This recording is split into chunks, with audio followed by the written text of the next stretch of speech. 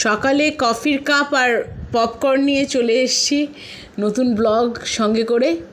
আশা করি তোমরা সবাই ভালো আছো, সুস্থ আছো এবং বিন্দাস আছো। আমি রঞ্জিতা। আজকে যাদের কথা বলে আমার ব্লগটা আমি শুরু করতে চাই তারা হলো আমার ভাইপো, ভাইজি, বোনপো, বোনঝি। তাদের সফলতা, তাদের দীর্ঘায়ু কামনা করে আজকের ব্লগটা আমি আরম্ভ করব। আমি বলবো রাকা, Mithi, Prince, Gublu, review, junior, Nandini, এদের সবার কথা। এরা আমার ভাইপো, ভাইজি, বোনপো, বোনঝি।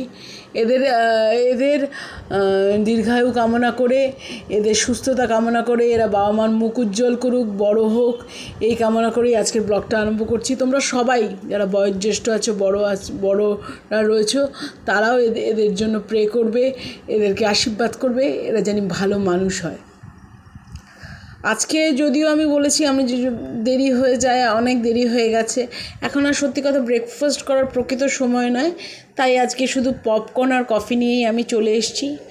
আশা করছি এটা দেখানোর মতো হয়তো কিছু ছিল না, কিন্তু জানো তো তোমরাও একটা প্রতিদিনের আমার কাছে হ্যাবিট হয়েছো।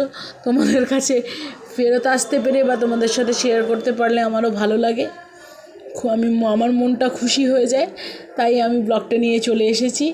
আর যারা সাবস্ক্রাইব করছো বিভিন্ন দেশ থেকেও যারা আমাকে দেখছো, যারা আমার ব্লগ দেখছো, লাইক করছো, শেয়ার করছো, তাদের প্রত্যেককে ধন্যবাদ, বড়দেরকে অনেক নমস্কার।